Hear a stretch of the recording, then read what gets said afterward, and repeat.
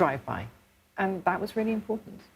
It seemed like you spent a lot of time meeting with all these people who have waited, many overnight, for just perhaps to stay there and pay their respects and their condolences and offer those condolences, not knowing that he would make a visit like that. You know, I know that this is something that has been in the works for quite some time, but there's a sense of me that always wonders what is happening behind the scenes, because as much as he has been preparing to be in this position for his whole life, there's also a private side of him, I imagine, that is mourning the loss of his mother. That is correct. And that's always been a very difficult balance, actually, for the family. 25 years ago, when Princess Diana died, the nation was furious with the royal family and with the Queen in particular for not going out into the public immediately afterwards and, you know, showing some kind of emotion and kind of connecting with the grief of the nation. And that was because that was something that she had never expected to do, and she'd always felt that, you know, emotions should be kept private. And so the royal family had to pivot and learn to modernize itself in that particular way. Speaking of modernizing, as we just saw those images there of now King Charles III with the Queen Consort, Camilla, which, you know, we don't have time at this moment to get into, but that was a whole other chapter, obviously, in the history of the British monarchy. Amanda Foreman, thank you so much for your time. We appreciate it. Here now is a CBS News special report.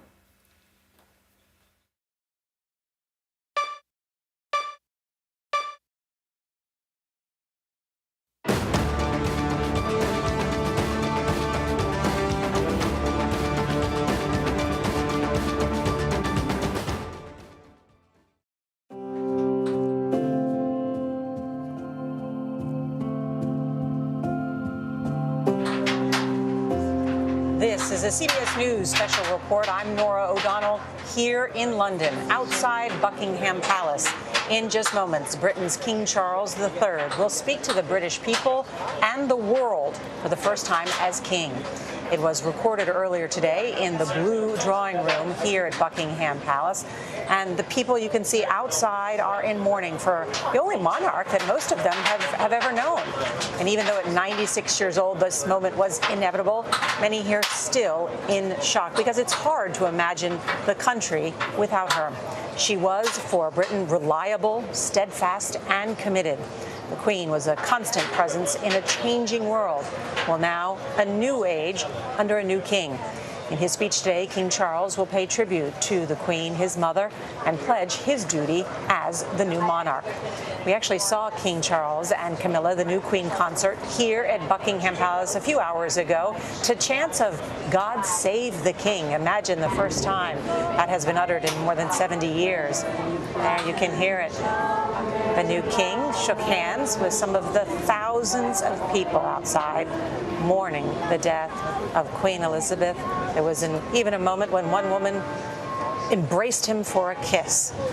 Churches and public buildings around Britain rang their bells at noon local time, followed an hour later by a 96-gun salute here in London, one round for each year of the Queen's life. King Charles has just met with Britain's new Prime Minister, Liz Truss, who was formally appointed by the Queen only 3 days ago. Duty in many ways in the face of mourning. I want to bring in CBS News royal contributor Julian Payne. He joins me here in London, and he was the former communications director for the Prince of Wales. Now, King Charles III.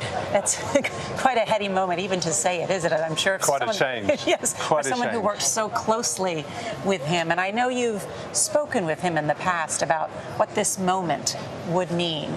Tell us about that. Yeah, I think it's interesting. Unlike his mother, or indeed his grandfather, this is a moment that he always knew was coming to him. Of course, history had to change for Queen Elizabeth to become our sovereign. In his case, he's always known this was coming. And in that regard, he's had a long time to think about what this moment will mean, how he'll want to take on this role as sovereign, as King Charles III, as he now is. And I think he's always had in his mind what these first few days will need to do. My sense is it will be in his mind reassurance, stability, continuity. All these things will be at the forefront of his mind. And of course, don't forget, this is all happening at the same time as he's dealing with the very real emotional challenge of having lost his own mother. So I have no doubt he's got a very clear sense of how the next few days will go, but I think there'll be a battle there as well for him emotionally. Yeah, something no one is ever prepared for is the loss of a parent and a family member, and he's got to, of course, address the world. What do you think he'll want to signal about the monarchy and the future of the monarchy in this address? Well, let's be absolutely clear. These are historic words. This is the first time we have heard a new monarch speak in this country for more than 70 years. I have absolutely no doubt he's aware of the sort of weight of history sitting there. I am sure he will want to talk about his mother. He'll want to venerate her memory. And I think he'll also want to set out a little bit about how he will want to take things forward. Those two things will, I think, be the main things that we'll hear from him very shortly. And then after this speech to the nation, to the world, what happens next? Well, you'll see over the next 10 days, two things are happening, really. We are looking at the end of the reign of Queen Elizabeth II, and that story as she is ultimately buried. And at the same time, you see the new reign beginning. So you will see the new sovereign will begin to travel around the UK. You will see him talking to people, meeting people. And very, very quickly, you're going to start to get a sense of this new reign and how it's going to look and feel. Mm-hmm. Will he continue? Oh, and we're getting the word that the speech is coming just shortly now. Our understanding is it's maybe under about 10 minutes long. Let's listen in now, as many people are sitting down to hear him for the first time as king. I speak to you today with feelings of profound sorrow. Throughout her life, Her Majesty the Queen, my beloved mother, was an inspiration, an example to me and to all my family. And we owe her the most heartfelt debt any family could owe to their mother, for her love, affection, guidance, understanding, and example. Queen Elizabeth was a life well lived, a promise with destiny kept, and she is mourned most deeply in her passing. That promise of lifelong service I renew to you all today. Alongside the personal grief that all my family are feeling, we also share with so many of you in the United Kingdom, in all the countries where the Queen was head of state, in the Commonwealth and across the world, a deep sense of gratitude for the more than 70 years in which my mother, as Queen, served the people of so many nations. In 1947, on her 21st birthday, she pledged in a broadcast from Cape Town to the Commonwealth to devote her life, whether it be short or long, to the service of her peoples. That was more than a promise. It was a profound personal commitment which defined her whole life. She made sacrifices for duty.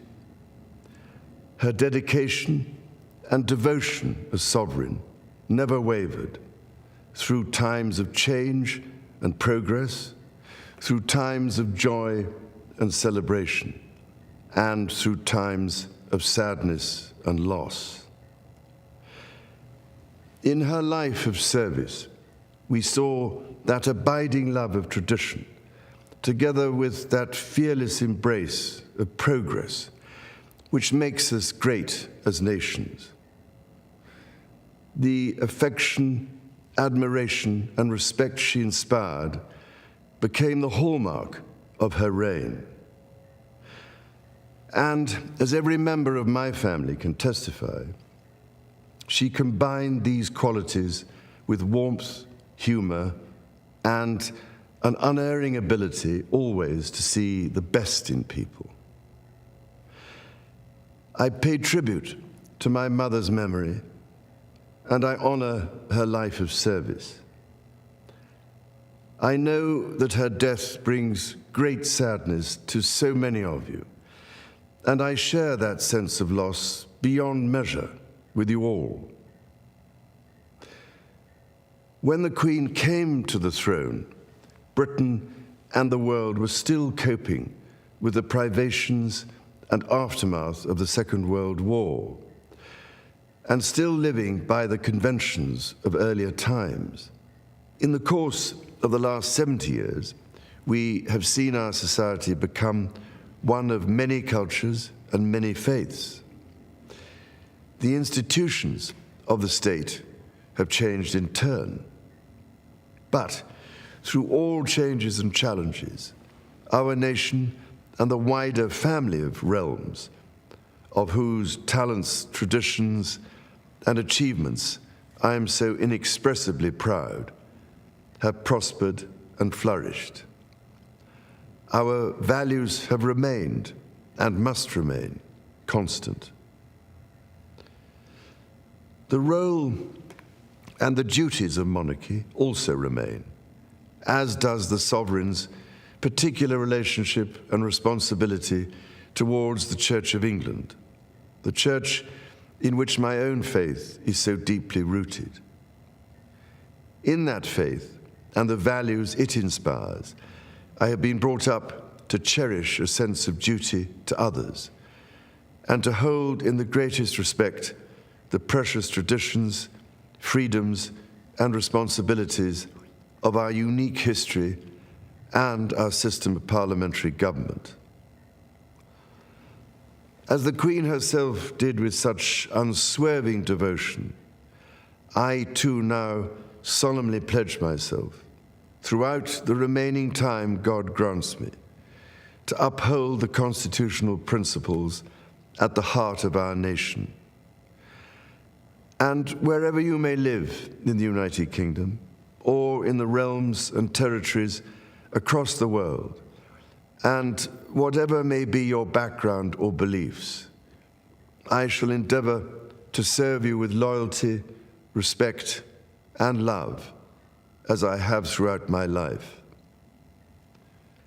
My life will, of course, change as I take up my new responsibilities. It will no longer be possible for me to give so much of my time and energies to the charities and issues for which I care so deeply. But I know this important work will go on in the trusted hands of others. This is also a time of change for my family.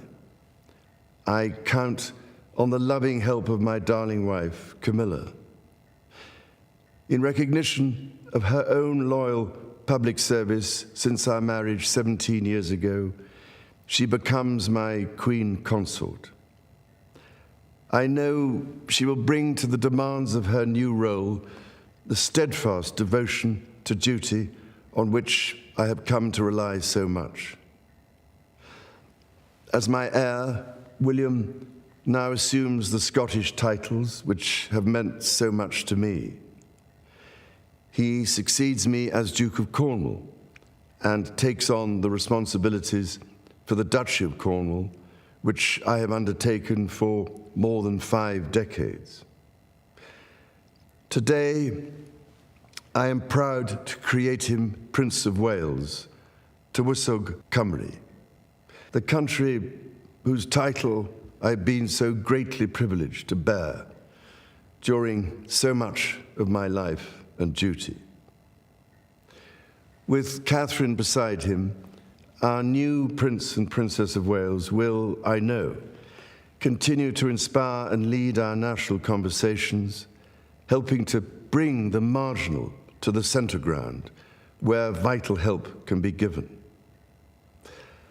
I want also to express my love for Harry and Meghan as they continue to build their lives overseas. In a little over a week's time, we will come together as a nation, as a Commonwealth, and indeed a global community, to lay my beloved mother to rest. In our sorrow, let us remember and draw strength from the light of her example. On behalf of all my family, I can only offer the most sincere and heartfelt thanks for your condolences and support. They mean more to me than I can ever possibly express. And to my darling Mama, as you begin your last great journey to join my dear late Papa, I want simply to say this: thank you. Thank you for your love and devotion to our family and to the family of nations you have served so diligently all these years.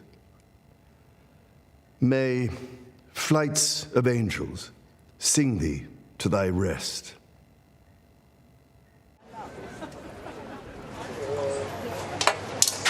And there it is. The world hears for the first time from King Charles III, talking about his profound sadness at the loss of his mother, Queen Elizabeth II. He talked about her devotion, that her devotion to her country never wavered, in his words. And then he also talked about his own role. He talked about the people of the Commonwealth and that he would do his best to serve them. And then he talked a little bit about what his own role may be.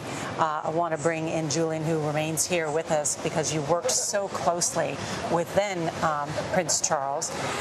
First, he talked about the charities. He is well known for his involvement in charities, including on the issue of climate change. What did you make of that particular reference there? Well, look, I think that was an extraordinary speech. There was a lot in there. If we go into that point in particular, he's sending messages in this speech. So one of the most important things he's saying is, my role is changing. So the work that I do, raising money, the philanthropic work I do, I will now have to do less of. There are other people now, and he referenced his son, the Duke of Cambridge, now Prince of Wales, who will take on some of that work. So he's saying very clearly, I'm stepping away from this work and I will now be focusing on the role of sovereign. He also talked, of course, about the role of sovereign and the constitutional boundaries. So he was, again, making it absolutely clear he knows there are restrictions that have to be respected when you are sovereign. You can be a campaigning prince as Prince of Wales, but when you become king, the time is there for you then to sort of think about how you can speak out on things or the way you can do it, because that role is different. And I think that's really important that we heard that there today. Mm-hmm. I can imagine most people in this country, because it's just after 6 o'clock before dinner time, are all sitting in their living rooms and have watched this. Oh, I mean, I think there was 30+ million people watching the news last night. I've absolutely no doubt that that will have happened again. I mean, this is history happening in this country this evening. I've absolutely no doubt. And how nice that you heard there the first things that the new king speak about was his love for his mother. And then towards the end, we heard him talk about his love for his mother and his father. And of course, dotted through that were references to family throughout. Mm-hmm. I was really interested to see how careful he was to speak of not just the Duke of Cambridge, now Prince of Wales, but also Harry and Meghan, and to speak of his love for them as they build their new life in America. So I think it was really important to him that he talked about all of those points in this historic address. Julian Payne, stand by. I want to bring in Mark Phillips, who has covered the royal family for years. And Mark, I know that you, of course, have followed now King Charles throughout many decades now. What did you make of his remarks? Well, I thought it was an extremely comprehensive and effective speech. It struck all the notes that you would expect it to. It paid tribute to his mother in very heartfelt terms. It talked about his dedication to carry on the same sort of dedication to duty that she had exhibited through her 7-decade reign. It talked about what would have to change in terms of the housekeeping of royalty, so that formerly Prince William now becomes Prince of Wales, which of course is the traditional title of the heir to the throne in this country. But there were two, I think, very personal elements to the speech that he really didn't have to do, but clearly chose to do, and chose to do in very strong language. One was the dedication to the Queen Consort Camilla and the reliance that he's had on her for the period that they have been together. And inspired him to continue in the role as he goes forward. The reference to William and Catherine, Kate as she's known to us, was also one that he has to make because, of course, William is now the heir to the throne, and there are certain prescriptions, formal prescriptions. The reference to Harry and Meghan, I think, can be interpreted as a reaching out. There has been a lot of talk about the distance that has grown between Harry and the rest of the family, a lot of suggestion as to what might happen when the Queen passed in that relationship. This, to me, seems like a reaching out to Harry and Meghan, while still recognizing that their life is one now being lived in California across the water. I think the express he used was to express the love to Harry and Meghan as they continue their life overseas. That isn't something that he had to do, and it's something that will certainly make headlines. No doubt, indeed. And Mark, I understand that we're learning more about how the Queen spent her final weekend.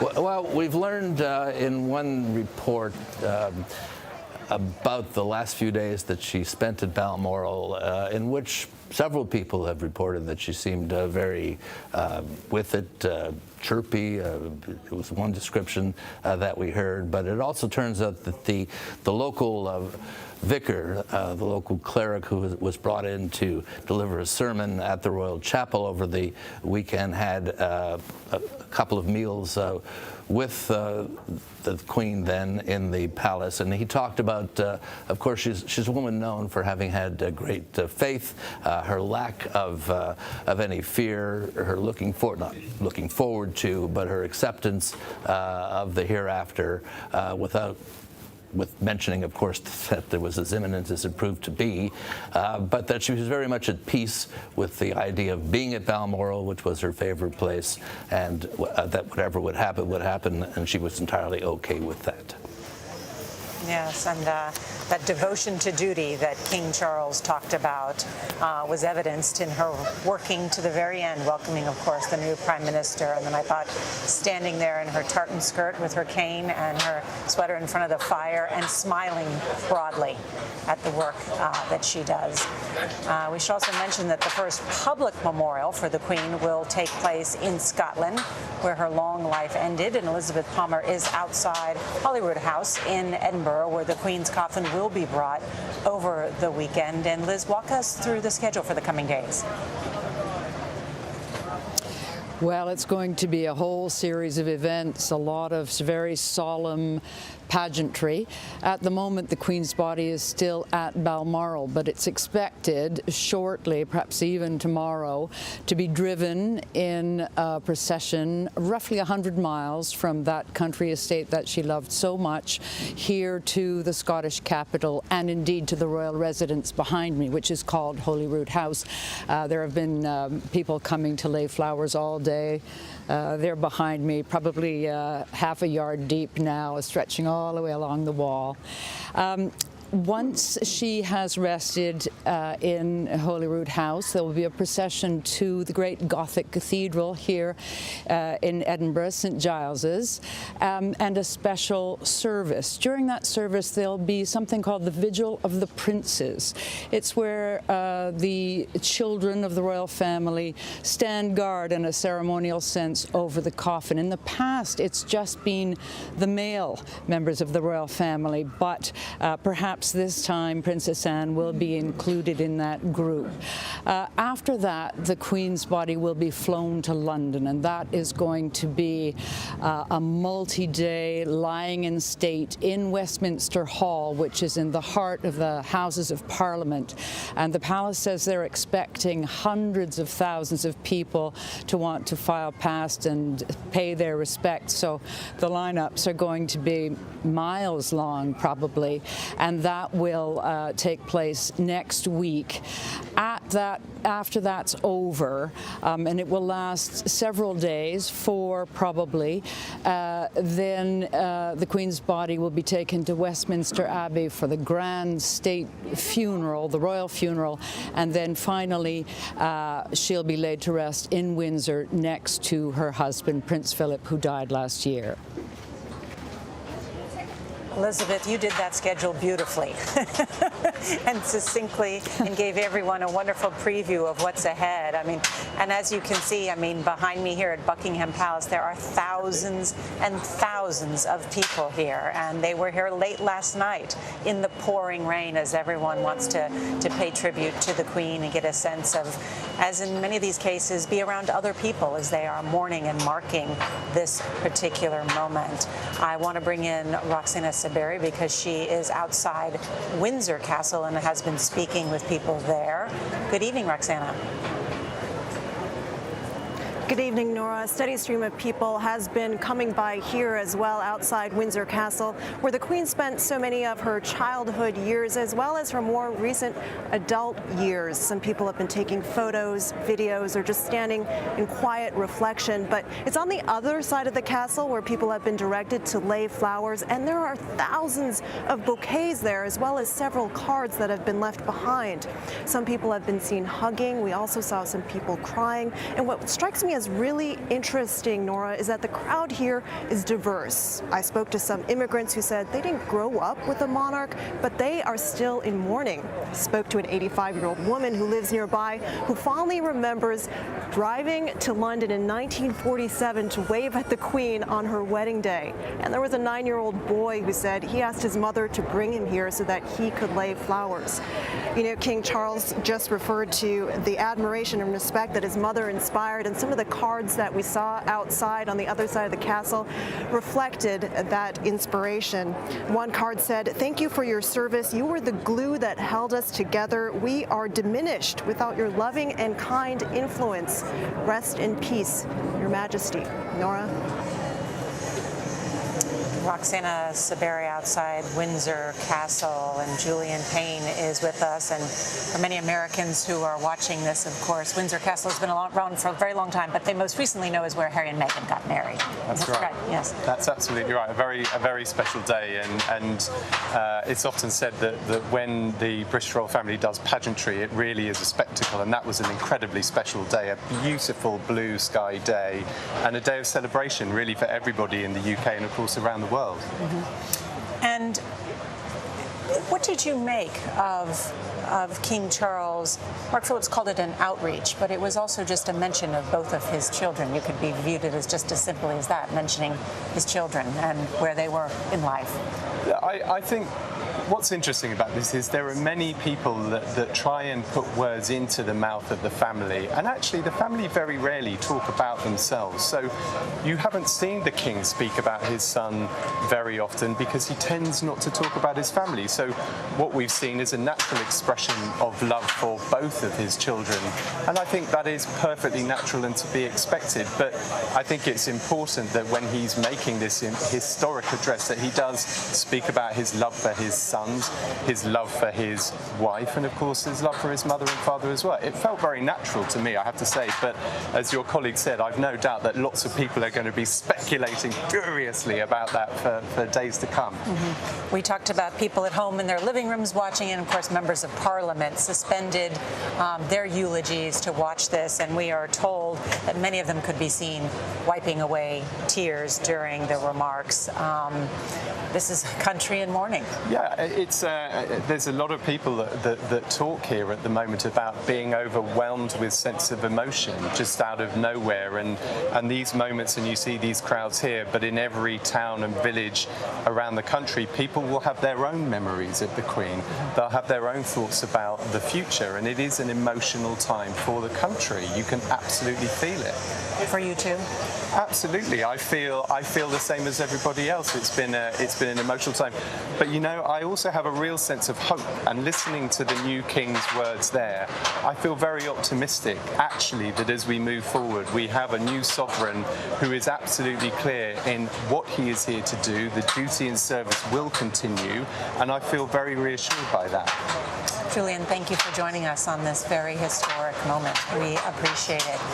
Let's now take a look at a public memorial service that is taking place at St. Paul's Cathedral, where some 2,000 people, including Prime Minister Liz Truss, is attending in remembrance for the Queen.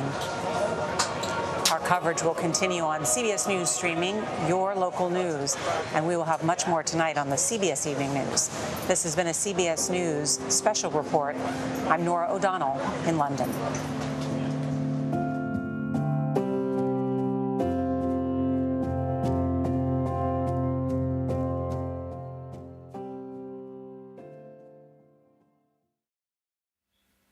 And we have just heard King Charles III's first public comments since the death of his mother. The new king opened his remarks expressing profound sorrow for the loss of the Queen, and he paid tribute to her devotion for serving the United Kingdom in times of joy and in times of sadness. Let's bring in CBS News royal contributor Amanda Foreman and Lana Zak, who is in London outside Buckingham Palace. Good to have you both. Lana, let me begin with you. What has the reaction been like there in London? It's been very positive. You know, it's interesting. I had mentioned to you before the outpouring of love that we've seen for the Queen, including all those flowers. One of the cards that I had snapped a picture of earlier in the day said thank you to the Queen for being our constant. And we just heard King Charles speak in that same language, talking about our values have remained and must remain constant. He also, I think, in so many ways hearkened to what folks here have told me that they loved about the Queen. In fact, he says that he was brought up to cherish a sense of duty to others. We heard over and over again how he made that parallel between what I have heard from so many people here about what they loved about Queen Elizabeth to what he hopes to bring to the monarchy. And Amanda, I want to bring you in and ask you a little bit about your reaction to these remarks. A lot of people were hoping that he would walk this fine line between both being a new king, but also he's a son who is mourning the loss of his mother. And I thought he really struck that chord very well. Yes, he really did, Nancy. He like the Queen had done during her broadcasts, used the word I a lot. I feel this, and I know you share this with me. And that was a signature way of talking that the royal family and the Queen in particular really mastered. And he did the same thing. So I think he, to say, use an American phrase, hit it out of the ballpark in this particular speech. And people will see that he's offering continuity, which is very important. This was not the speech could have been one that his mother could have given at any other time, but it was also very necessary because people are mourning, and he needed to show that he owned that grief with them. And Lana, we're seeing now what took place earlier today, that moment that I know you saw outside Buckingham Palace, which was a bit unexpected, where King Charles III actually got out and began shaking the hands of and receiving the embraces of those mourners who had gathered there. Describe for us what that was like for people who, may not have seen this video before and may not realize, this was not something that was planned. Right, we expected him to come to Buckingham Palace. We knew he was on his way back to London, but it was still a surprise, certainly to the public who had gathered there, not expecting to have an audience with the king. The moment that his vehicle pulled up and he got out of the car and you could see him being embraced by the public, there was audible cheers. People started all moving en masse to his location. And it was really a very powerful moment because not only did the sun burst forth, which we, as you can see, haven't had much of today, but how approachable he was. Remember, this is a time when the Queen just a little bit ago had spoken about her belief that one day we would be with friends again, we would greet each other again. Because of the pandemic, people had been isolated. She certainly had been isolated. And here was King Charles, his first time as king there at Buckingham Palace, embracing and being embraced by his public, even receiving kisses on his hands and one on his cheek as well.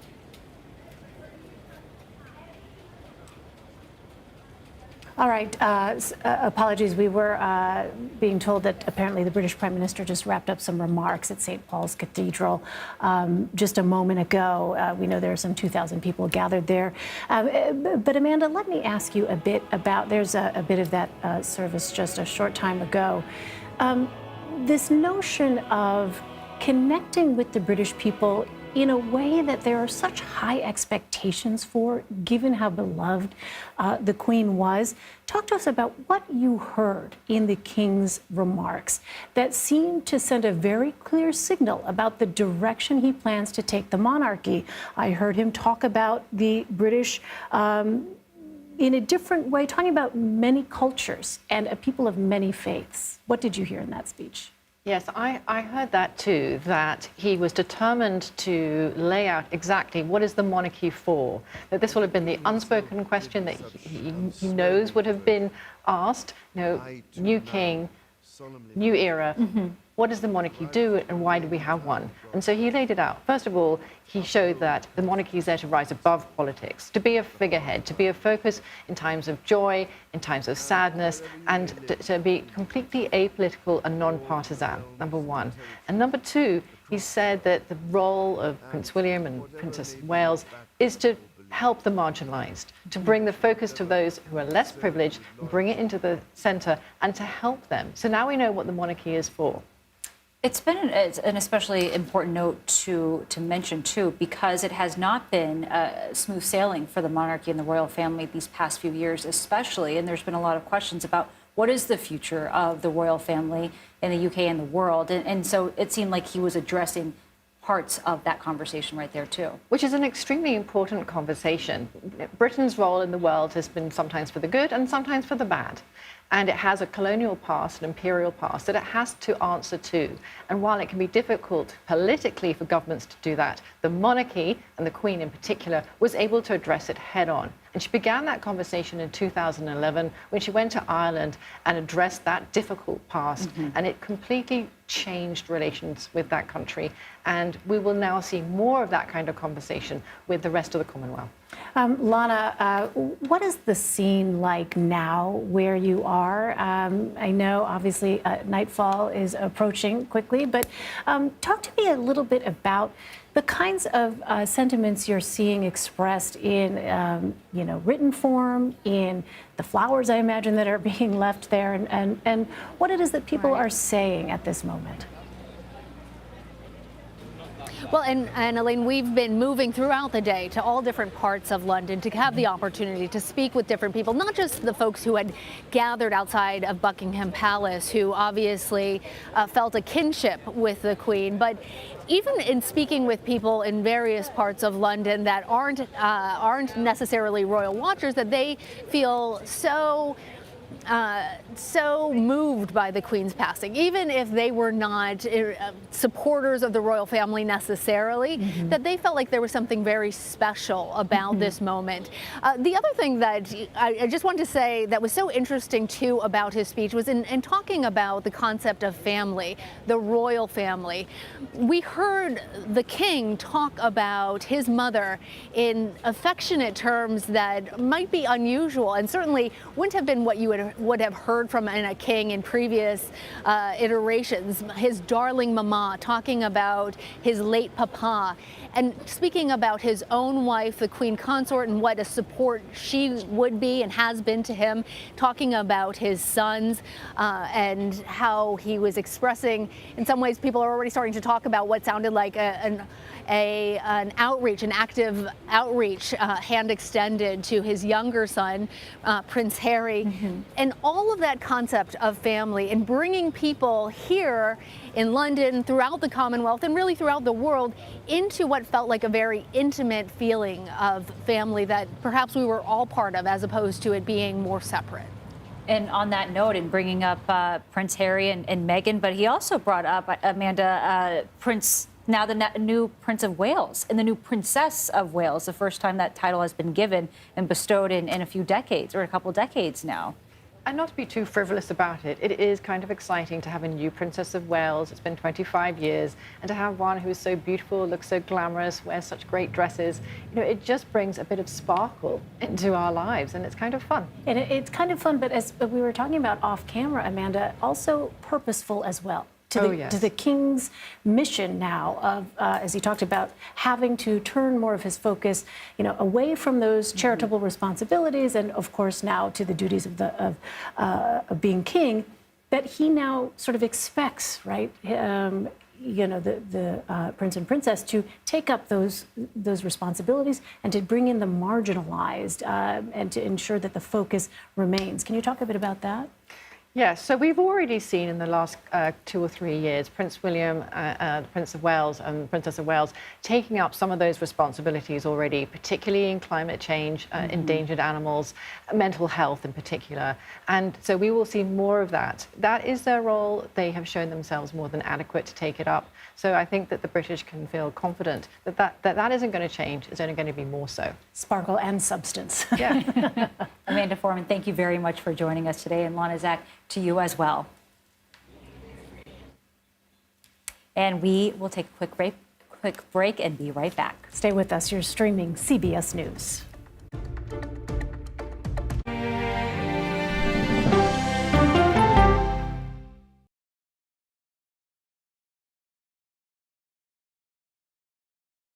An original CBS Reports documentary. This place is at the very tip of the spear when it comes to Satanism and witchcraft and demonism. Has the church been this divided? Not in my lifetime. They've been radicalized in their approach to politics. United in Christ, divided by politics. We have what I call a cowardly pastor problem because they don't want to get involved in the political situation. Conservative Christianity and Republicanism have grasped hands in a way that's very unhealthy. There are churches whose members have divided over partisan politics. How an evangelical civil war could change the spirit of America. This was a heavily Christian-influenced attack. When we have the ability to say that God is on our side, it allows us to justify all kinds of cruelty. An original CBS Reports documentary, streaming now.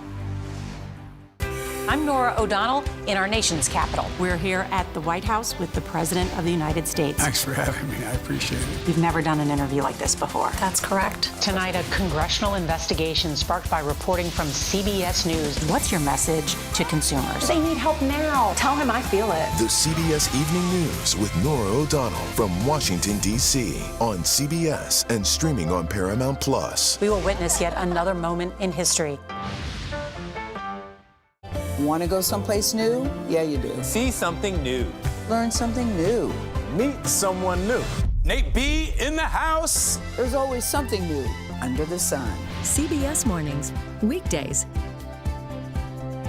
When weather is about to get extreme. We're talking about hail, we're talking about tornadoes, damaging wind. Every second counts. Let's now take a look at what that really means to you. That's why CBS News and the Weather Channel have come together to bring you virtual weather technology so advanced, so real. We can show you what it's going to look like when the storms come through. You'll see what will happen, where it will happen, before it does. Feel the forecast on CBS News. Time to get prepared.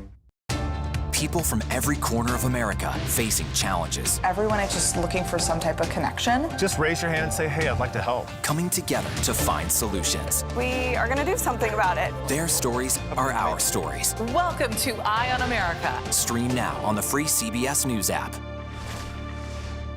CBS News Sunday Morning with Jane Pauley on CBS. We have an inspiring story that started with a strange act of kindness. Yeah. We found it. You're kidding me! We got it. We share stories that lift you up and brighten your day. The Uplift. Stream on the free CBS News app. Stories that inform, inspire, and brighten your day. I've been waiting patiently for something like this. Make every day a little more like Sunday morning. Here comes the sun. Stream on the free CBS News app Tuesday mornings.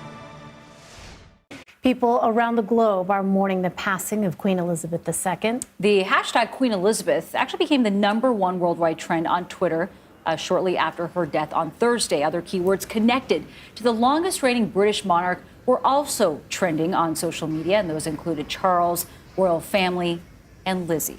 Joining us now is Erin Vanderhoof. She's a staff writer for Vanity Fair. She's also the co-host of Vanity Fair's Dynasty podcast, which focuses on the royal family.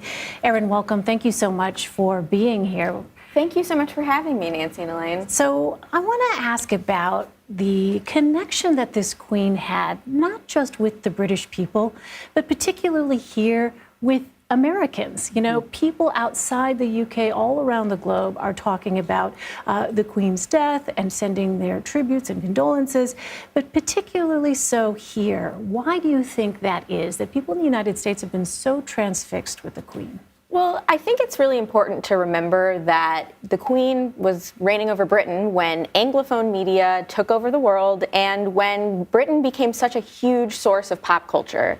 And we just associate her with, you know, the rock and roll. We associate her with the British, you know, all of the British music that came around, British movies. And she played into it, definitely. She would go to concerts every year. You know, her last big concert was in 2012, and she did get to see One Direction. And I think that it's that combination of that remove and her iconicness. You know, when you think Queen, it's just a short woman with that haircut.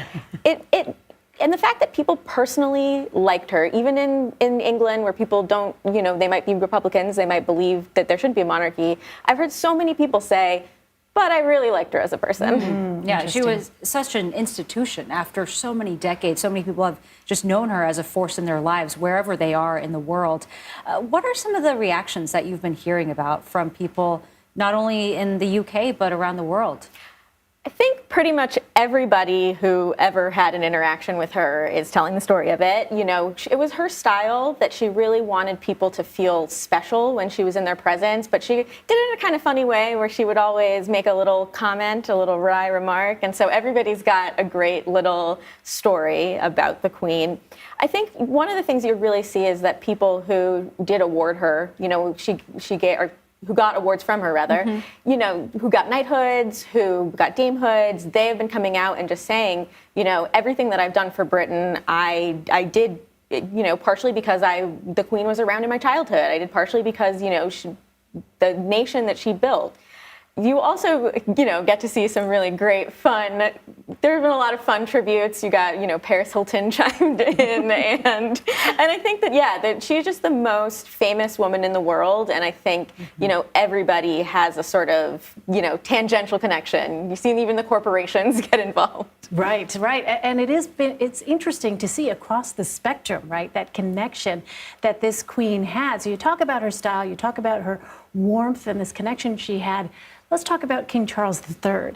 What do you think we can expect there? Because as Lana said a moment ago, you know, he's got some big shoes to fill. Yeah, I'm sure nobody envies him taking on a job like that right now. But for the last couple of years, the handover has been going on. You've seen Charles step up more and more for his mother, and you've seen him chart a path on the issues he wants to be the head of. The two things that I know that, you know, from my reporting, that Charles is really going to try to take the lead on insofar as he can. So now that he's the king, he's going to have to really tamp down his own opinions.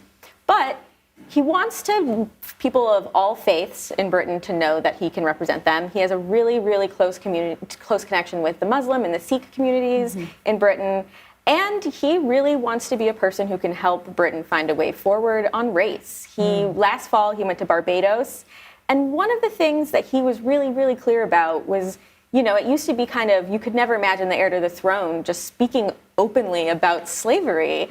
And he was able to do that. And there are certain things that we won't be able to hear him say anymore, but he's already made it clear enough that what direction he wants things to go in. And we are going to see him less on the pomp and circumstance and a lot more on how can we, you know, make the country move forward. And also, even when you talk about a different approach to things, it's been reported that he also has advocated for a more streamlined monarchy in terms of the line of succession. But I do want to bring up Prince Harry and Meghan because their children, if things follow as they should not be able, their children should not be able to use those royal titles. So can you explain how that happened? There was a little bit of controversy about this just to even begin with. Well, so, you know, the controversy began back in March of 2021 when there was a little bit of a debate. The reporters had been told from the palace that Meghan and Harry didn't want their kids to have titles, and they wanted their kids to have a more normal life. Meghan and Harry made it seem like that might not be the case, and the thing that everybody came back to was a 1917 law that says all grandchildren can have the title. But the thing about this 1917 law is that it was signed into place by the king, King George V at the time, and Charles is the king now. He can do what he wants. For decades, we're talking, you know, since Harry and William were children, Charles always saw the family being smaller and less cost to the taxpayer. That was always really important to him. Less people on the balcony. Yeah, fewer people on the balcony, exactly. But, you know, he can't see the future, and he didn't know that his son was going to be a little bit more rebellious and maybe he was going to want to move to the U.S. So he's had to reassess some of those plans. That really means keeping his sister, Princess Anne, who's like the hardest working royal, and Prince Edward and his wife Sophie, both of whom are just so passionate about their charitable causes. Mm-hmm. That wasn't in the plan so far. And when it comes to Meghan and Harry, you know, I think everybody feels like it's pretty clear that they've made a life for themselves in California. But, you know, I think that the titles are one of those things where, you know, Charles may have to make a reassessment, but all the signs point to, you know, the royal separation is final. And we will see a lot of pieces that have yet to fall on all of this. Yeah. Oh, yes, so many pieces. Erin Vanderhoof, thank you very much for joining us. Thank you. Erin. And shortly after the Queen's passing was announced yesterday, President Biden ordered all U.S. flags to fly at half-staff. House Speaker Nancy Pelosi also ordered flags to be lowered at the Capitol building. Tributes have been pouring in from lawmakers for the longest ruling monarch in Great Britain's history. CBS News congressional correspondent Scott MacFarlane joins us now with more. Scott, good to see you. What else are officials in Washington planning in honor of the Queen?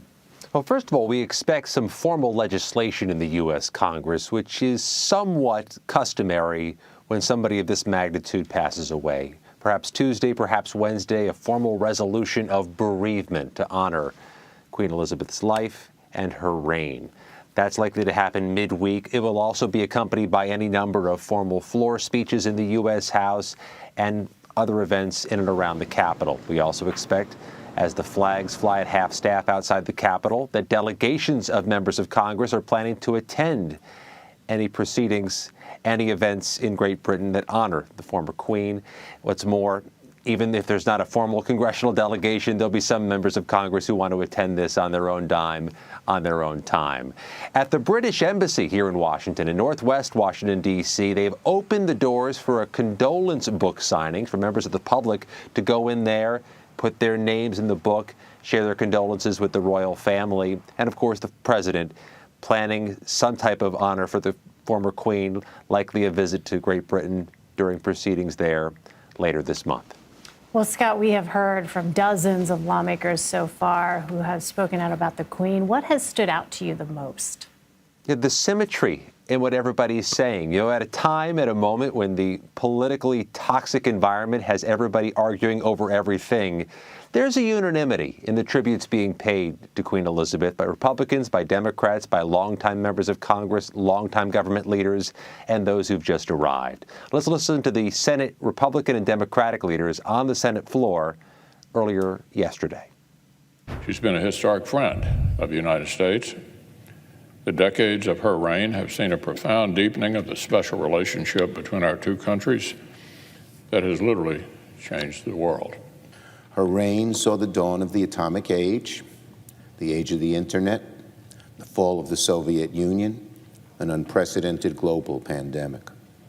She didn't just witness the great turns of history, she helped shape them over the 7 decades of her reign. One thing that stood out is, again, you have Republicans and Democrats saying the same thing, that they are quite struck by the length and the breadth of her reign. It's nearly 70 years. Mm-hmm. Members of Congress have been around for a long time in some cases, but none of them got their start at such a young age and has such a legacy. And I think they're all acknowledging that today, that even those who've been around here for what seems like generations, they recognize the Queen did something no one else has ever done. An extraordinary figure. Scott MacFarlane for us in Washington. Scott, thank you. And still to come, the fight over a special master. The Justice Department is appealing the appointment of an outside party to review documents found at Mar-a-Lago. What this means for the investigation into former President Trump. Plus, a record-breaking heat wave first, now a possible hurricane. We'll have the latest on California's wild week of weather. You're streaming CBS News.